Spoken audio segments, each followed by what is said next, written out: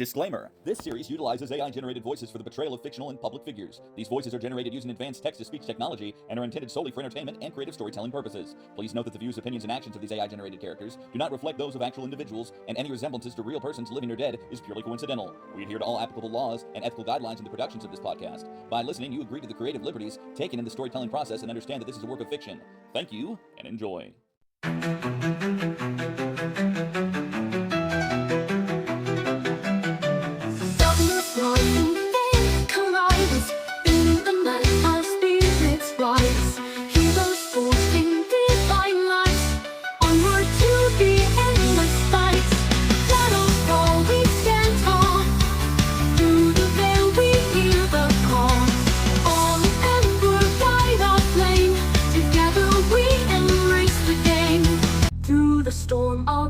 Ignite, united in heaven's light.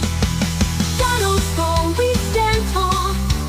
Through the veil we hear the call. On emerald light our flame. Together we embrace the game. Aurora, Aurora.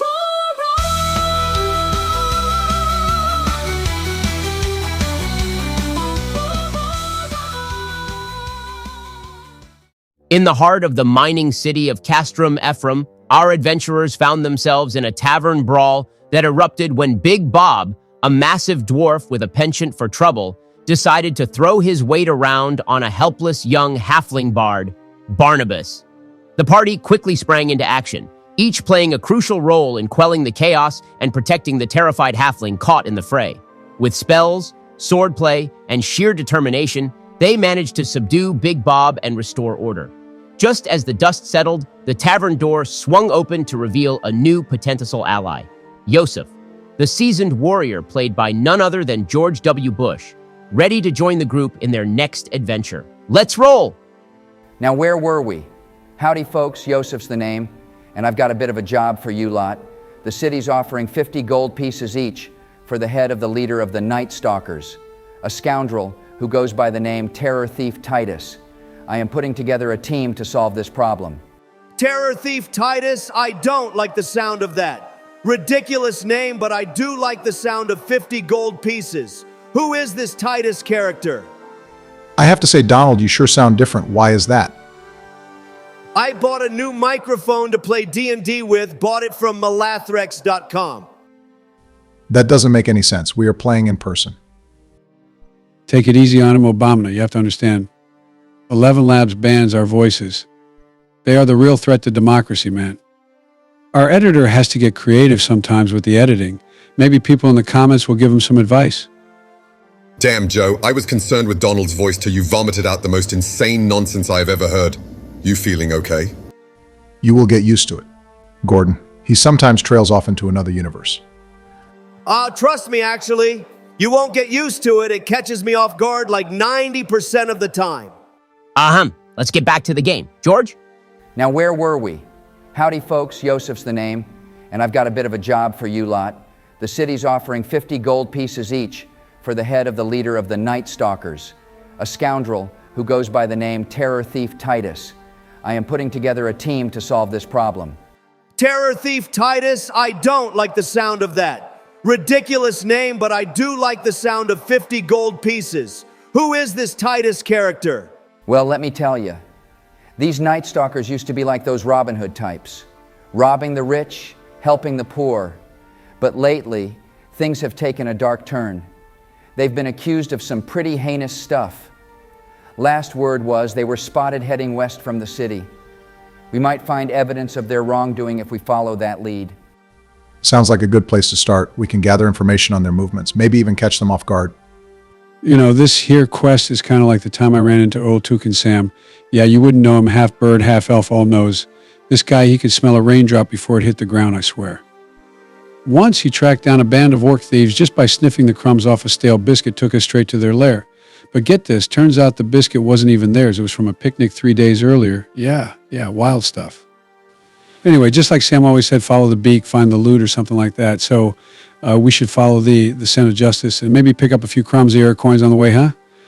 That thought was so half-baked, Goblin Boy, that I'm starting to believe your brain is raw dough. But Hold on a minute. West from the city, you say? That's where the caravans come in, isn't it? Those bastards are attacking my food supplies. This is why I haven't been getting my pork chops. Dorcas, get Doofus on the kettle. I'm heading out with these folks. You there, halfling that we just saved the life of. You are now officially in a life debt with none other than Eldoran the Magnificent. You will go where I go. Barnabas, I will give you the honor of joining us. I could handle this task on my own, easily, but I prefer to be heralded. The people need to hear of my greatness wherever I may go. The meek little bard that was cowering in the corner goes from fear to a bit of enthusiasm, Donald. Well, I suppose I could come along. Just don't expect me to fight too much, all right? All I have is my loot. Nonsense, just sing my praises and we'll be fine. No need to fear when Eldoran Glamour Weave has chosen to appear. It's all in my novel. Here, my young lad, have a copy. It highlights, illustrates, and satiates the need for the ultimate adventure. I've been on the most heroic campaign, so one little bandit clan leader should be easy work for a man of faith and valor like myself. Oh no, Ben. Before we head to bed, I take that damn pork chop and I stuff it down that bloated Bruce's face. There, Big Bob. Eat that whole thing in one bite. This one is on the house, you chubby twit. I don't want to ever see you waste food again. Do you hear me? Ha! Okay, Gordon, Big Bob, who is lights out, gets a face full of dusty meat before you guys head to sleep. It is morning, and after a brief breakfast provided from Chef Tinkleton, Yosef leads the way out west from the city. You guys are traveling along, and Barnabas is picking at his loot. He looks untested. You can assume that he hasn't slept. He was too busy reading about Eldoran's trademarked epics. I take the lead. Then Scott ahead, keeping to the shadows of the tree line, scanning for any signs of movement or trouble ahead.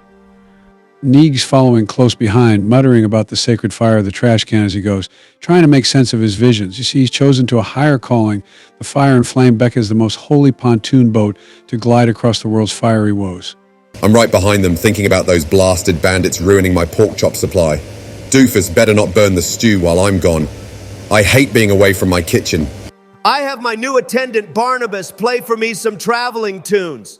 It helps lighten this gloomy atmosphere and brings a certain melodic aspect to all the sneaking around.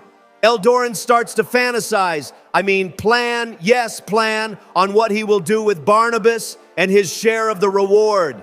Nice, Donald. Not long into your journey, you spot a caravan slightly off the beaten path. You hear voices coming from the woods. 3 bandits are dividing the spoils of their latest raid.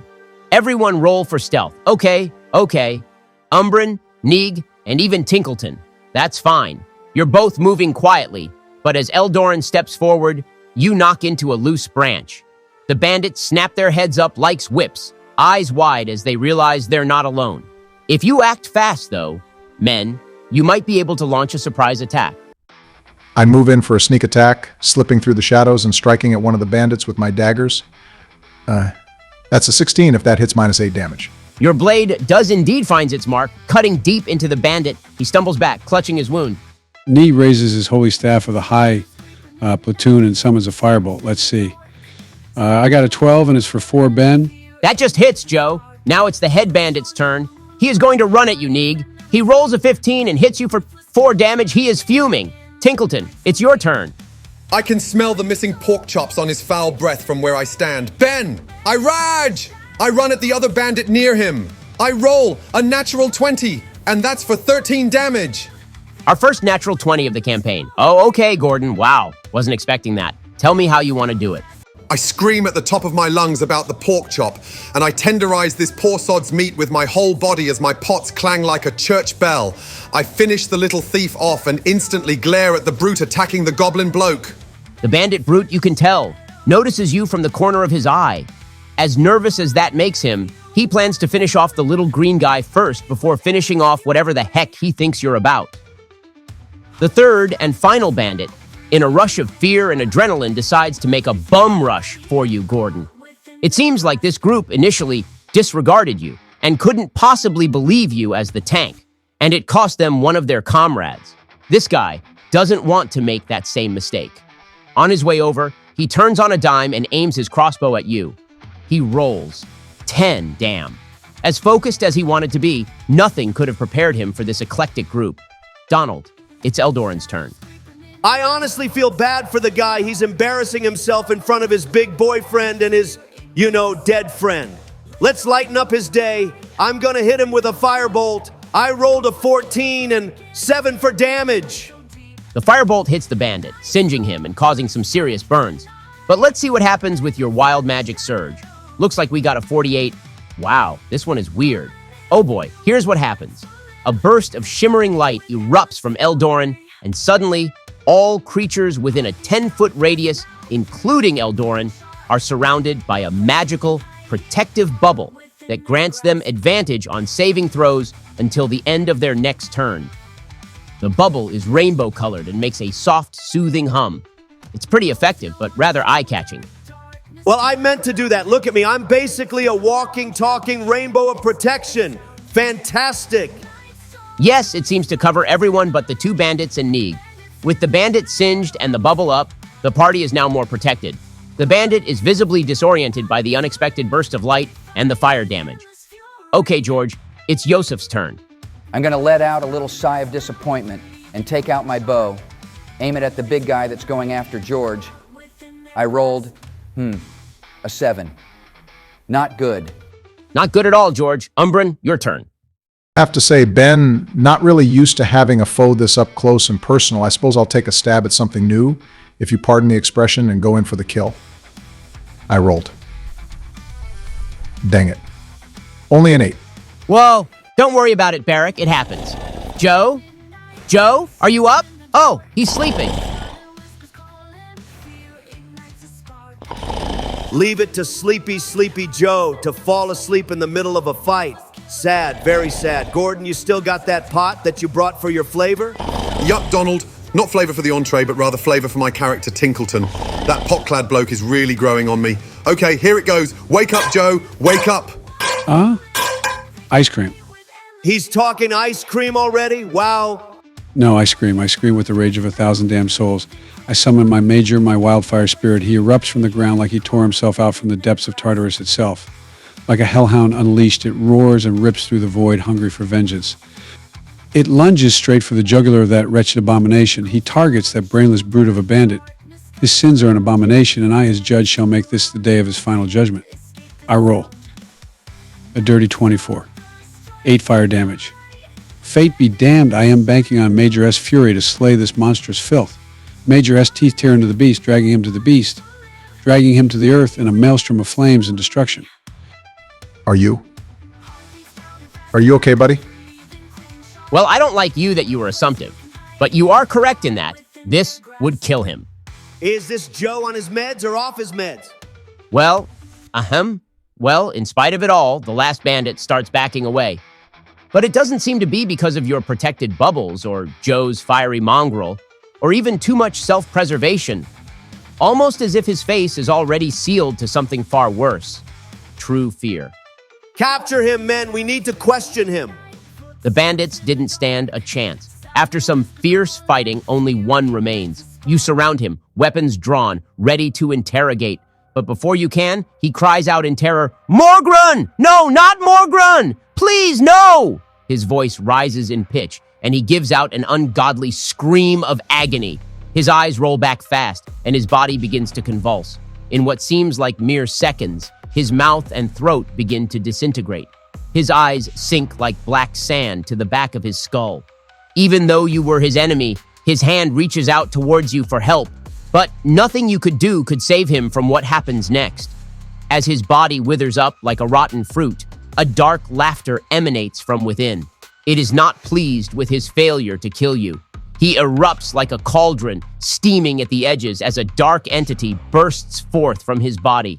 Before your eyes, the bandit's form collapses in on itself, turning to shadow as he becomes a dark specter, his final scream echoing in the air. Ah, yes, just as I planned. These magical bubbles shall protect us, right, men? I mean, I have no doubt that everyone but the dirty goblin will be safe. It lets out a wicked cough, and before you can even register it with your eyes, the lights of your bubble fade. In fact, and man-made light in the area of the afternoon fades. No torcha, no lanterns to guide you on this darkened path. Gone. The shadowy figure looms before you, its form a dark and twisted reflection of the bandit it once was. As it rises, the air around it grows cold, and you feel a chilling presence. This Spectre seems much more dangerous than the bandit you just faced. Roll for initiative.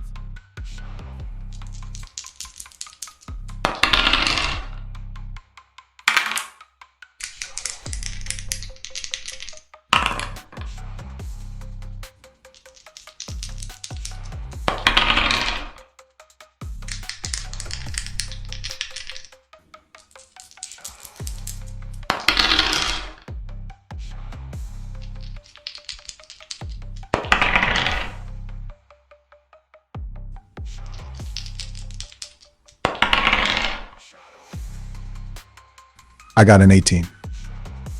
14 for me. I don't like how it can put out flames. I'll protect you, Major. 12, mate. I don't like what this bloke is cooking. 10, but I don't need to go first to win. Stand back, Barnabas. Eldoran Glamourweave knows exactly what to do. I did defeat the Gorgons after all. Not good. I stand back with rolling just a 7. Not my day. The Spectre rolls an 8. You have bought a moment from your demise. All right, Umbren, you're up first. Umbren narrows his eyes at the Spectre. We need to end this quickly before it does any more harm. I dart forward and take a stab with my blade. Well, my roll.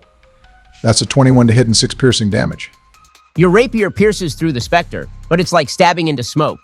It takes the damage, but not as much as you'd hope. Take out the trash, huh? I'll handle this. I conjure a flame in my hand and hurl it at the Spectre. Let's see here. That's a 15 to hit and 7 fire damage. The flame burns brighter than expected as it hits the Spectre, causing it to hiss and recoil in pain. Fire seems to hurt it more than physical attacks.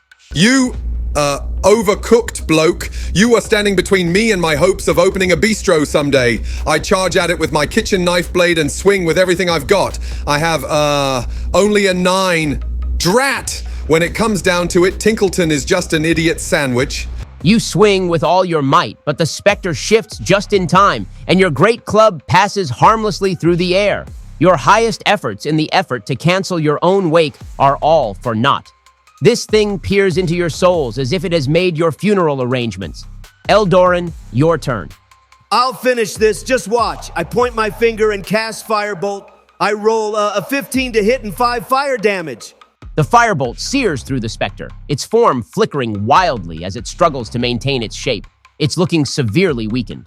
You seize the moment of confidence as you encounter every cry of the damned. You are so scaring us, Ben, but yes, I meant to do that. Wait, I feel something strange. My wand. Let's see, I rolled a 36 on the wild magic table. Suddenly, a burst of flower petals explodes around you, filling the air with the scent of roses. It's completely harmless, but very fragrant. In the depths of your soul, you feel as if you merely bought flowers for your soon-to-be dead friends. Of course, I'm going to do my best to suppress that thought. Of course, I added a touch of class to the battle. You're welcome, everybody. The Spectre, now on its turn, lashes out at Umbren, drawn to the light within the dark Aasimar. It rolls, 23 to hit. Umbren, you take 6 necrotic damage, and I need you to make a Constitution saving throw. Good gracious, Ben, this is our first encounter. Is this what we get for allowing us to start at level 2? Oh, I rolled a 17. You succeed. The Spectre's cold hand passes through your chest, sapping some of your strength, but you resist the worst of it. It leaves you with the coldest chill of your life, shaking you to your very being. It tried to take a piece of you today. George, it's your turn. I don't know what to do. I back up all 30 feet of my movement. George. Or rather, Yosef, that thing nearly killed me. What are you doing? Never mind. Time to end this. I lunge with my blade. I roll. That's a 23 to hit and 8 damage. Your rapier finds its mark, and this time, the Spectre lets out a final wail as its form dissipates into the air, leaving nothing but an eerie silence behind. And that, folks, is where we'll end today's session. What a cliffhanger. Thanks for tuning in, and a special shout out to the AI community for all the support. Don't forget to like, comment, subscribe, and share so more people can join us on this crazy adventure. Until next time. Oh no, Ben, you don't get to leave on such a cliffhanger. Bandits are not supposed to be able to do that. Plus, I want to do the outro this time. Folks, don't forget to like your own comment and subscribe to your own channel. Sharing is caring. Joe, what in the Kentucky Fried Hell was that?